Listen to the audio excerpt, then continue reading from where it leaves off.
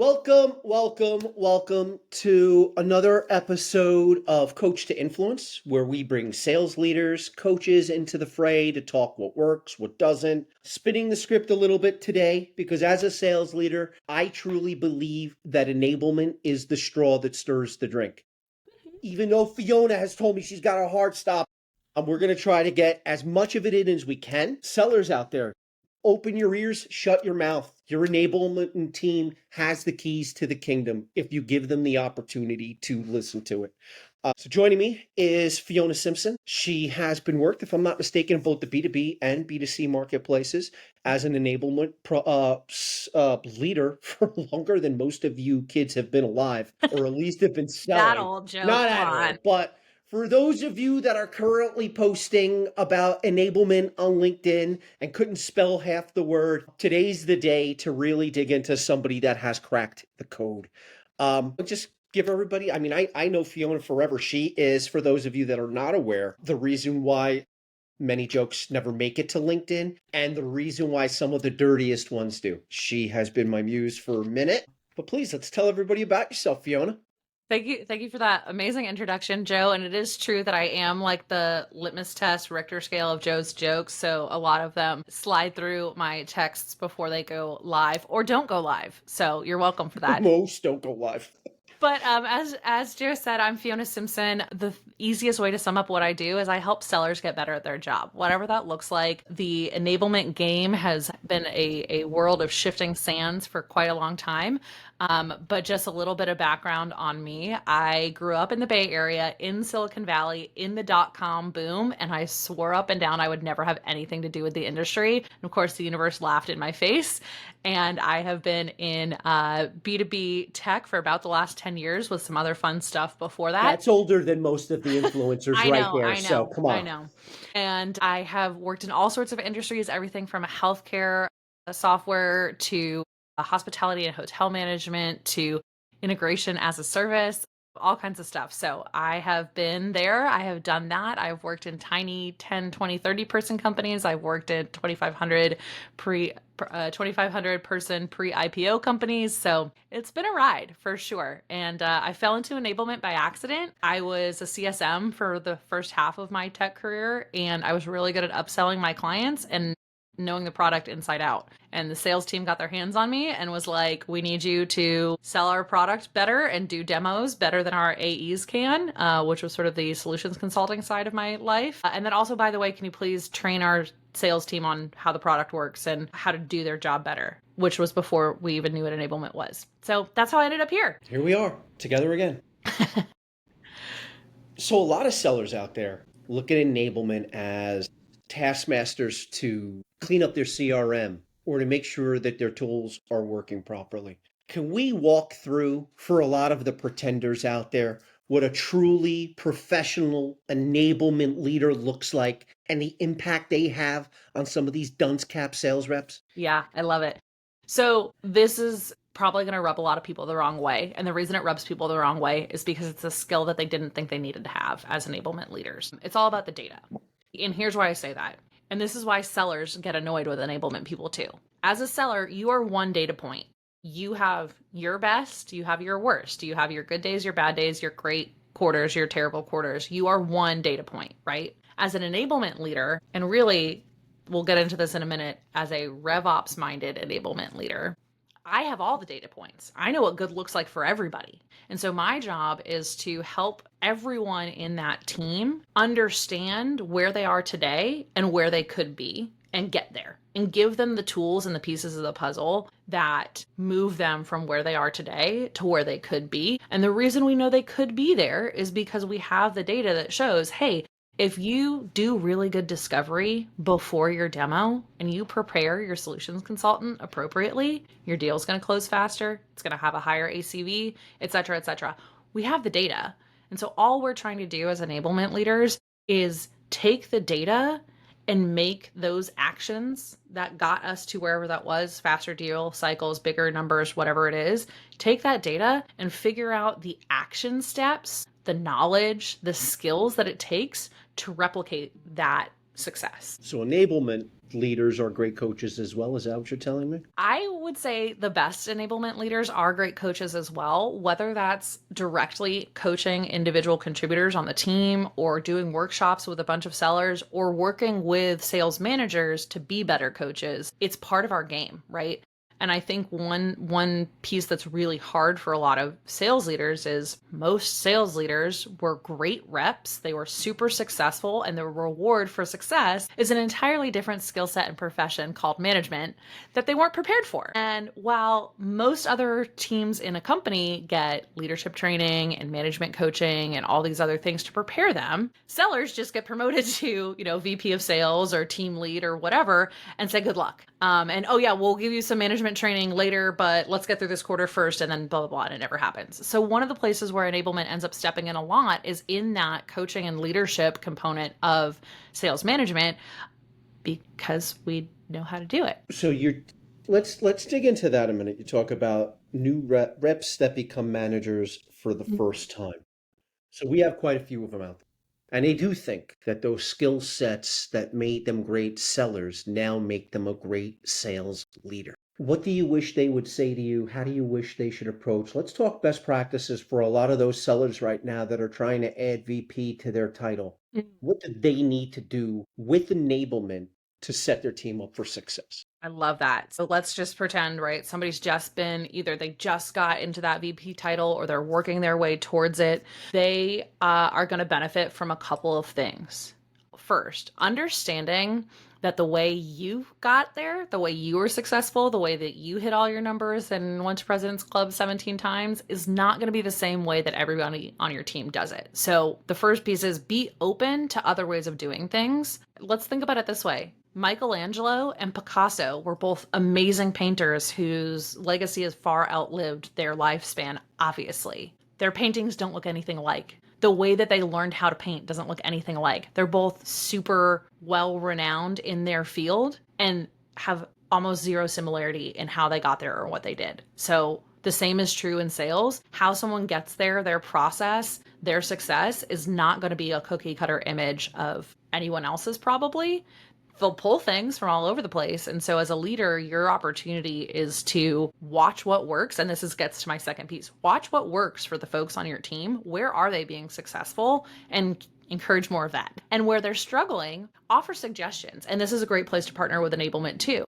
If you have a rep on the team who is fantastic at discovery, but terrible at negotiation at the end of the deal, don't go make them sit in another discovery workshop because they're great at it already. Have them double down and focus on the areas where they need help. And what I was getting to with that is it's really important to be able to read the data to understand where the weak parts are. So deal cycle length and deal stage length is a really important thing for any sales manager to have an understanding of, because it tells you where there's tension, right? It tells you whether things are slowing down or speeding up. And it's a really great place to uncover what's going on with that rep, with that team, whatever it might be. Quick word of caution when it comes to data is never going to tell you the solution. It is only going to show you where the gaps are. So I would say the third part as a sales manager is collaborating with enablement, like I was saying, to understand how to interpret the data and come to the solutions that you need. That example of,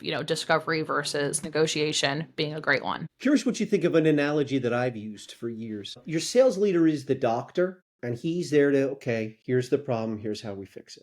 But if anybody's ever been in an emergency room, it's not the doctor who diagnoses you, it's the nurse. It's the nurse that's like, hey doc, you've got 500 patients, here's the issue with this patient. I'm curious what you think of that, because I've always looked at enablement teams, and if I'm wrong, please call me out. But I've always looked at enablement teams as they can spot a problem far quicker than a sales manager. And then at the very least, knowing how tenured a sales manager is, where their weaknesses and strengths are based on the fact that 5 minutes ago you were doing the same for them as a seller. I'm curious what you think of that analogy. Yeah, that's interesting. I like that idea of, the nurse versus the doctor, and the nurse maybe being the one who gets to the diagnosis. I think what's tricky, and we'll keep running with the analogy because I think it works actually.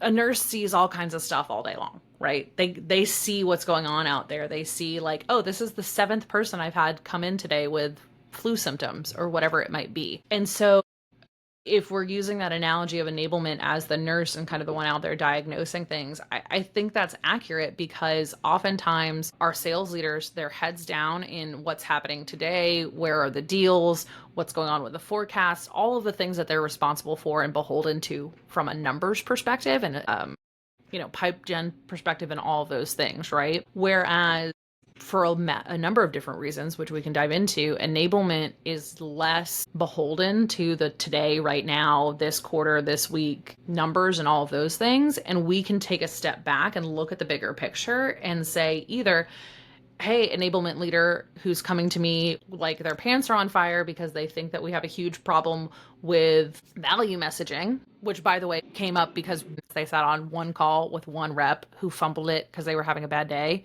Not a Now great data everybody's got to point. suffer. Yeah, Very thank you. anecdotal. Exactly. And so we can take that anecdotal situation and look at the broader team and say, okay, do we collectively have a value messaging problem, or is it one rep who needs some coaching? And we have that ability to kind of take that step back. So I do think there is some reality to that analogy of enablement being the nurse and the sales leadership being the doctors. I will tell you something very interesting, and I think this is actually very poignant. One time I was in an emergency room, I busted up my ankle, and I was in one of those spaces where there's a couple of different people kind of in the same room divided by curtains. And there was this elderly woman next to me, and she needed to get blood drawn. And she was insisting to the nurse, she's like, I don't want you to do it. I want the doctor to take my blood. I don't trust blah, blah, blah. She was sort of on this high and mighty thing. And well, actually, technically, it wasn't even a nurse. It was a phlebotomist whose full-time job is to take people's blood. He said to her, I do this about 300 times a day. The doctor probably has not taken someone's blood since they were on rotation in med school, like 10 years ago. So would you like someone who does this many, many, many, many times a day and does it over and over again and understands what works and what doesn't work and has seen all the different variations? Or would you like someone who hasn't done it in 10 years? I'll take the guy who hasn't done it in 10 years. Right. But I think to that point, taking it back to the enablement and sales leadership piece is that, in enablement, we see all sides of the business, all sides of the sales team, what's going on in enterprise and commercial and SMB, what's going on in product, what's going on in marketing, what's going on with CS. We see all of that constantly because we just have our finger on the pulse. Sorry to make a really bad joke about drawing blood, but we have our finger on the pulse of the whole business. Whereas a sales leader typically only sees their segment, their territories that they cover, whatever it might be. They have a much more limited view, and they don't have as much practice at whatever it might be. If they only have 5 sales reps, they only coach 5 times a month. Whereas I sit in on coaching sessions for the entire organization and see what's working and what's not working. So yeah, I think there's a lot to unpack there. Let's talk about coaching versus training, because I think a lot of young sales leaders and older ones at that do not realize that there is a very big difference between training a team and coaching a rep. And I'd love an enabler to help set the record straight on the fact that there is a big difference, especially for you young bloods out there that just got the VP badge, and you're going to come in and help 20 guys through all of the things that you experience. So I'd love you to rip into that and help some of these sellers appreciate the difference. Yeah, absolutely. So a couple of things that are very distinct about training. One, putting on my capital E enablement hat, training is the acquisition of knowledge. Training is a one-time occurrence, typically, of putting new information or new skills in front of someone for them to absorb and maybe practice, depending on how good your training is. So it is a moment in time. Training is always going to be sort of time-bound, limited to a certain topic, a certain subset of knowledge, or a certain skill, and like I said, maybe some practice. Coaching, on the other hand, is an ongoing activity that is taking the understanding of what good looks like, and people get so tired of enablement people saying that, but it is really actually important. Taking what we know to be the direction that we need to go, right? We need to get better at this, or we need to have better pitching or better presentation skills or whatever it is, and watching what happens in real time or in real life, right? In a real scenario, and providing feedback on how to do it better the next time. So it's an ongoing process with a desired outcome, right? Like a change in behavior or an up level in skills that doesn't just happen once. Coaching is something that needs to be ongoing because it's a process for the seller by which they get to have that outside observer look at what they're doing and see what's working and what's not working. So, if you ask me, like everybody gets this on their performance report, like what are you good at and what can you improve on? It's actually really hard to answer that question for yourself, right? We have all of our Especially when own. you're like me and you have nothing to I'm improve like, I'm upon. great at everything, right? But we have these internal sort of mantras in our head about what we're good at, what we're bad at. We might skew overly hard on the things that we're bad at if we're really self-critical, right? And we are of that mindset, or we might overinflate what we're good at and ignore the stuff we're bad at, if we have a very healthy ego, right? So having another person look more objectively at what we're doing and point out where those gaps are, that's the whole point of coaching. It's not to get you in trouble. It's not to tell you you suck. It's not to give you a pat on the back either. That was another great call. Good job, Joe. But that's your That's not sales coaching. manager's there for you. That's okay. Here's where you did great. Here's where you work a little better. You're there to make them better. I'm curious how you would invite sellers who think that their knowledge, their training, their education stops with their sales manager might take the inroads to come to you because, like you said, you see things that a sales manager might not have that intimate understanding of. Yeah. Why are you coaching this rep through this problem when after I've looked at every deal they've ever done, the issue is this? So how do you help those young sellers bridge the gap from how do I talk to this person to how do I learn from them and why? Yeah. That's a great question. They're all great questions. Come on. You're full of great questions, Joe. That's why I'm here. Here's my suggestion for anyone who is maybe on a team with a manager that isn't the strongest coach, or you're feeling like there's some gap. Right? Enablement people by nature are very friendly and personable, and we love people and we love to help people. That's why we do this job. If we didn't want to help people, we'd, I don't know, pump gas or something, whatever. But enablement people kind of have that open door policy just by nature, even if they don't advertise that. I promise you that if you go to an enablement person and say, hey, I need some help, they are going to throw open the doors and bring you in and do whatever it takes to get you to where you need to be, because that's our job. So one, and if for no reason nobody else knocks on their door, so they're going to be because we're Wait, what? You need my help? Kidding. But it's the nature of what we do. So don't be afraid or intimidated to reach out to anybody in enablement that you have access to, whether they're at your company or somewhere else, right? Like a lot of us are out there on LinkedIn. A lot of us love to talk about enablement stuff. So whether, again, it's inside of your company or not, reach out for starters. And two, I would say, just like you have a point of view when you approach your customers about what's going on, have a point of view and be specific about what you need, because that really helps us get you the solutions. If you just come to me and say, hey, Fiona, I can't really do all of the legwork to help you figure out what it is, right? I mean, I could, but it would take a lot of time. If you come to an enablement person and say, hey, I noticed that last quarter, the time it took to get from stage 3 to stage 4 or whatever it might be, that slipped, right? And all my deals were getting really stuck in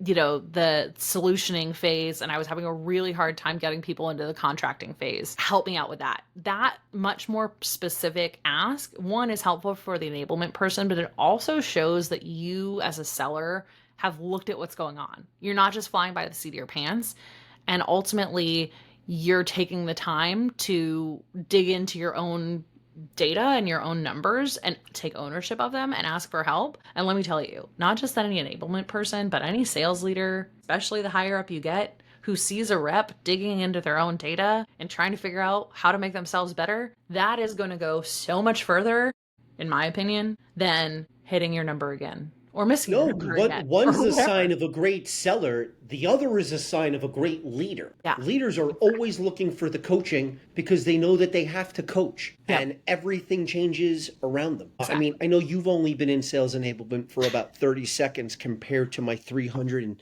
55,000 gray hairs, but you make a valid point. It is what separates those that move on to something else and those that stay in sales or sales leadership for decades, because they're willing to accept the fact that the only constant in sales and sales enablement is that everything is going to change on you. For those of you that don't know the value of being a sponge with your enablement team, I hoped that this in some way has helped. All right, let's have some fun for a minute, Fiona. We're already having fun, Joe. What are you talking about?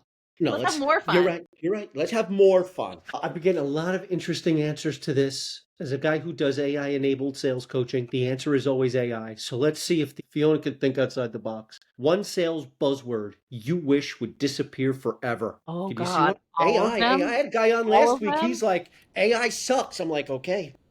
Yeah. A sales buzzword that I wish would go away. I'm super guilty of using this, but it really is obnoxious and I wish it would go away. I wish that we would stop using the word aligned in sales. I was going to say synergy too. Yeah, And synergy. that's the guy who all uses those, synergy all those at me. weird words about like coming together to the same idea are just obnoxious and they're so overused. Here's the one that gets me.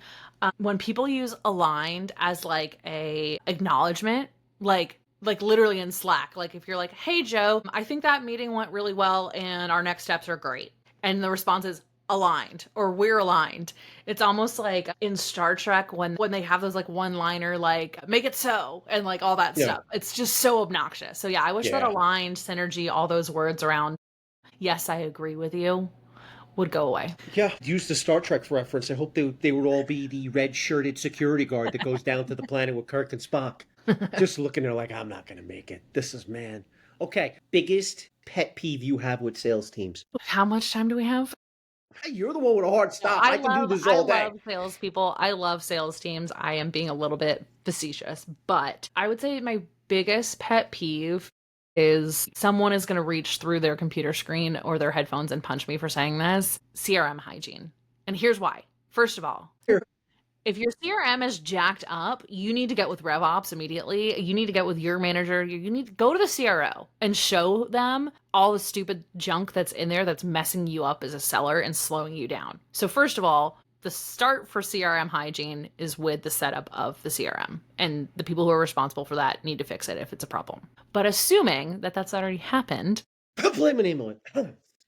You as a seller need to be on top of it because it is the one and only thing that is going to save your ass or get you in trouble. Yep. Because if it's not documented, it doesn't exist. It didn't happen. It's like the yellow pages for those of us that are old enough to remember what they are. If it's not in here, it probably doesn't exist. So if it's not in the CRM, it never happened. It doesn't matter. You're a liar. You're making things up. And that's how people look at it. I know it sucks and I know it's time consuming, but anything that you can do, like use AI to help you keep your CRM clean and tidy. First of all, people get off your back and think you're a genius because you're like, this person is a perfect seller because their CRM is perfect, and people will leave you alone. So first of all, there's that. Second of all, it's your data. It's your data. It's like your numbers, your deals, your success. It is how you document how awesome you are. Just think about it that way. It's your single source of truth. I mean, as a seller, if I didn't know you, but this is typically the point in a conversation where I would look just to make sure I remembered your name. So not having all of this place in a single source of truth,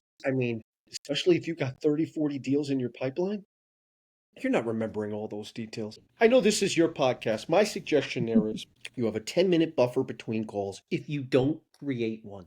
And hygiene on the spot.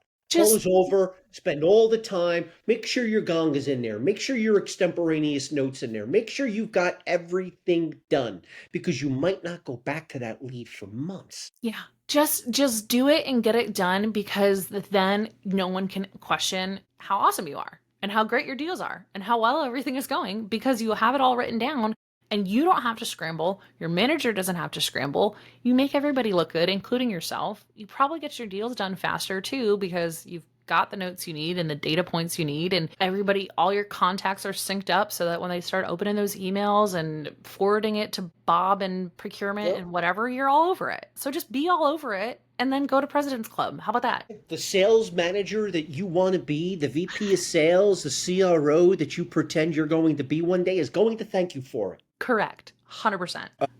All right. I want to make a joke about this next question, but there's also a ton of Swifties out there, and I am not going to end up on the wrong side of that one. I saw you dump into that last week. But what's your pump up song before you've got to do a pitch or a demo or sit with a sales team? I'm safe to assume it's not going to be anything Swift. No, not for me. I actually have a whole playlist that I call the Get It Girl playlist, and it is all of my favorite like female rappers, musicians, everybody just pumping up about being successful and making money. And if I had to pick one, it would probably be Money by Cardi B. Like that, if that doesn't get you hype and ready to like, there's a line in it. This is maybe my favorite line ever. She says, "I'm a rich bitch and I smell like it," meaning like she wears really expensive perfume. And for anybody who, makes reasonable income and gets their commission check and whatever, especially as a woman, like going to buy new expensive perfume is like the best. Like, yeah, check the box. I'm successful. I'm a rich bitch and I smell like it. I've So, arrived.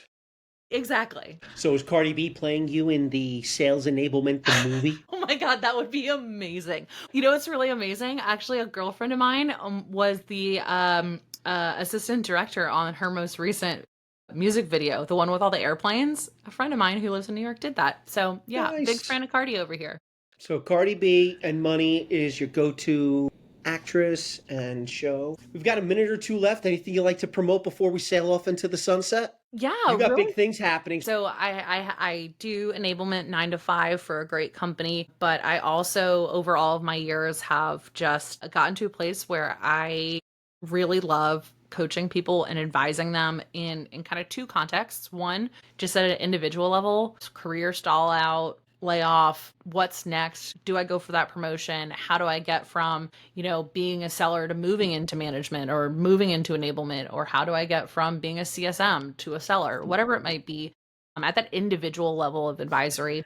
And then the same thing for go to market leaders. We all have been in those places where we just need another set of eyes and ears to look at what's going on in our world and help figure out how to get to the next spot, whether that's growth, whether that's expanding teams, whether that is fixing systems and processes. So I have recently launched my own advisory practice called Reflect Path. The website's reflectpath.com. And I am building up that practice through the end of 2025 and going into next year alongside my full-time role, really to just be that other set of eyes and ears and hands sometimes if you need help actually getting stuff done in your go-to-market function. And really the philosophy behind it is a lot of advisors and coaches and experts and consultants and so on and so forth will just come in and tell you what to do. And they don't know anything about you. They don't know anything about your circumstances, whether again, that's your go-to-market teams or you as an individual.